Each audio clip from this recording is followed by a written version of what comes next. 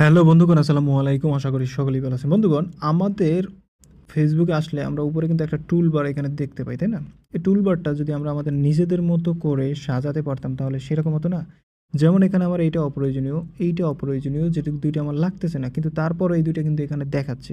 আমি যদি এগুলো সরাইতে পারতাম বা নিজের মতো করে কাস্টমাইজ করতে পারতাম তাহলে সেই জিনিসটা কিন্তু অসাধারণ হতো। কীভাবে কাস্টমাইজ করবেন আমাকে জাস্ট ১ মিনিট দিন, শিখিয়ে দিচ্ছি। সিম্পলি এটা কাস্টমাইজ করার জন্য এই পাশে আমরা 3 লাইন বা 3 ডট সহ প্রোফাইল পিকচার এটার উপরে ক্লিক করব। দেন আমরা এখান থেকে স্ক্রল করে নিচে যাব। নিচে যাওয়ার পর আমরা এখানে সেটিংস অ্যান্ড প্রাইভেসি যে অপশনটা পাচ্ছি এটার উপর একটা ক্লিক করব, ঠিক আছে? তো ক্লিক করে দিলাম। দেন আমরা এখানে পুনরায় ক্লিক করার পরে সেটিংসে ক্লিক করব। তো আমরা এখানে সেটিংসে ক্লিক করলাম। দেন আমাদের সামনে এরকম অপশন চলে আসবে। আমরা একটু স্ক্রল করে নিচে যাব। নিচে যাওয়ার পরে আমরা এখানে একটা অপশন দেখতে পাচ্ছি যে ট্যাব বার। এই অপশনে ক্লিক করব। ক্লিক করার পরে আমরা উপরে দেখতে পারবো কাস্টমাইজ দ্য বার, এইটার উপরে ক্লিক করে দেবো, ঠিক আছে? ক্লিক করে দিলাম। দেন আমাদের সামনে ঠিক এরকম ইন্টারফেস থাকবে এবং এখানে আপনারা দেখতে পাচ্ছেন সব অটো হয়ে রয়েছে।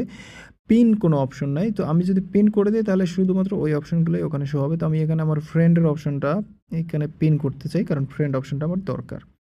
তারপরে প্রোফাইল অপশনটা তো রয়েছে, গ্রুপ অপশন আমার দরকার নাই, ভিডিও অপশনটাও দরকার আমার, এজন্য আমি এখানে পিন করে দেবো।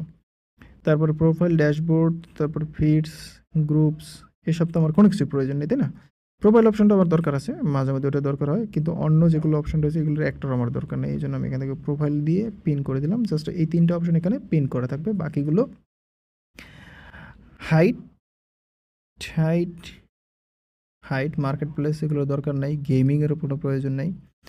প্রফেশনাল ড্যাশবোর্ড এটা অটো থাকতে পারে, ফিড এটাও অটো থাক। বাকি এগুলো আমার দরকার নেই। ওকে, এগুলো সবগুলোকে হাইড করে দিলাম।